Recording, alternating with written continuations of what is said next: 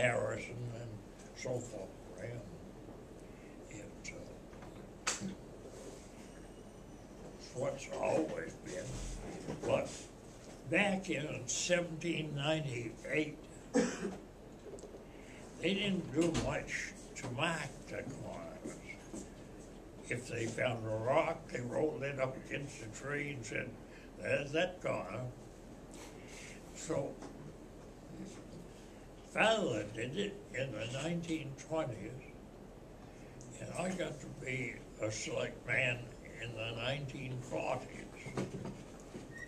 So I went to him and talked with him about what he found. So, and he was an old gentleman. He couldn't get out and show me, but he could tell me about it. So I decided to walk all the way around. Now, people said, what did you do where the line went over water? Forget it.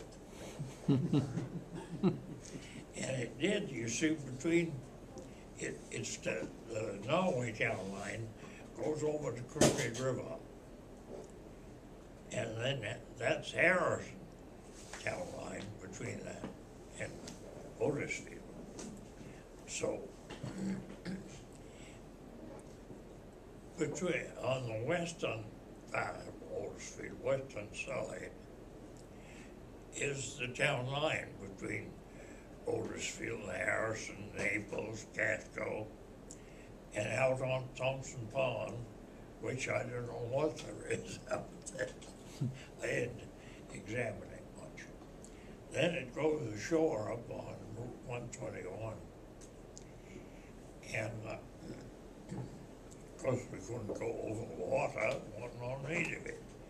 Nobody knew what was there anyway. Fish and Game Department claims they know. But anyway, it goes down Crooked River all the way down through to Naples.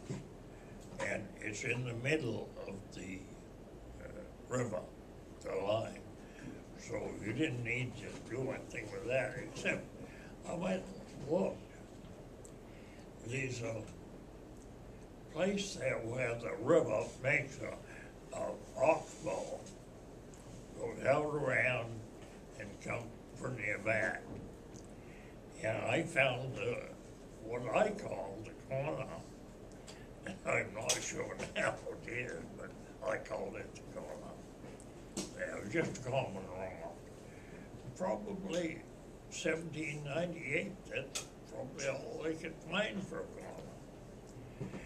corner.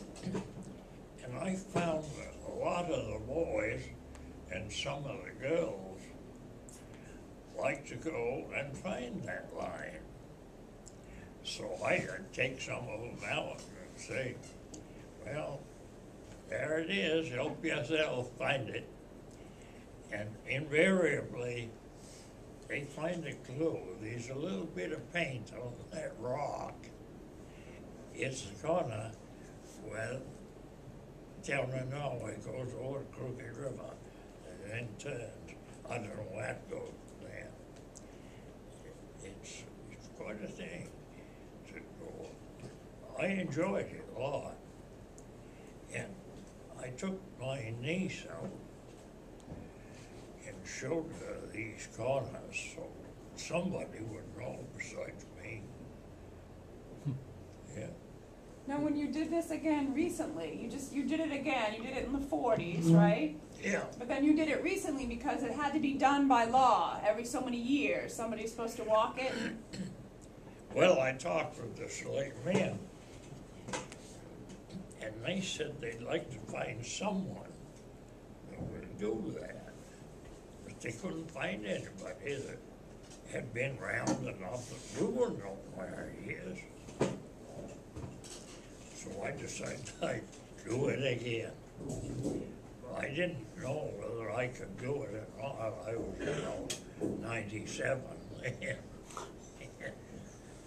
But I did it. I enjoyed it. Yeah. And over many days, right? You just did a little bit, you did a little bit every day. Yeah. Yeah.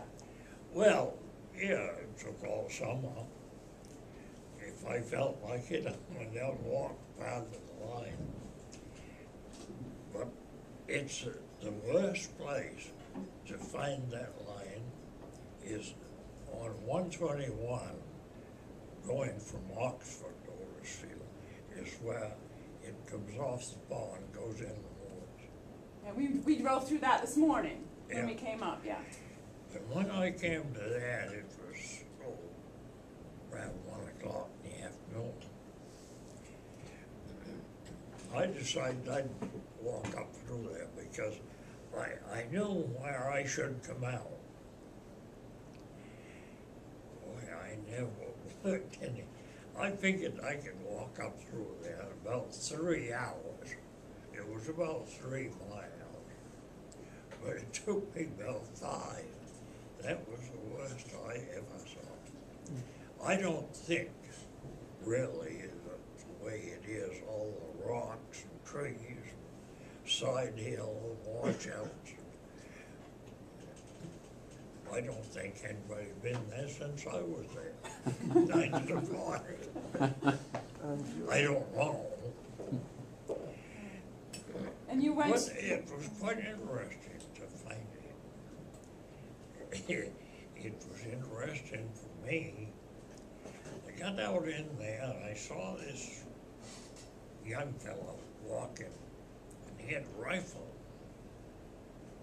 And I said, "What are you doing in here?" Oh, he said, "Just walking around." He was thinking of bullshit. He said, "What are you doing?" Well, I said, "I'm walking the town line." Oh, well, he said, "That'd be a piece of cake for me. I can do that," he said. I said, "I don't know whether you could or not. Between these stones on the corner, you're not enjoy where the line is. You've got to be able to. You can take, what's that mapping place? Well, we got a map anyway. DeLorme. Talking about DeLorme mapping? Yeah. And a compass, and with that map, you can think it's this way. And using the compass, you can follow it quite well if you pay attention to what you're doing. But this place I was telling you, you start out from 121. You look over a hill, there's been a washout on that hill. You got to go down. Then you got to go over, you got to climb back up. That's why it took me about 5 hours to go where I ought to go in 3. But it was kind of fun to do it. I enjoyed it. Now, they said, "You shouldn't have been in there alone." I said, "I know that." But I said, "Actually, I went and told my sister where I'd be. And if I don't come out when you think I should,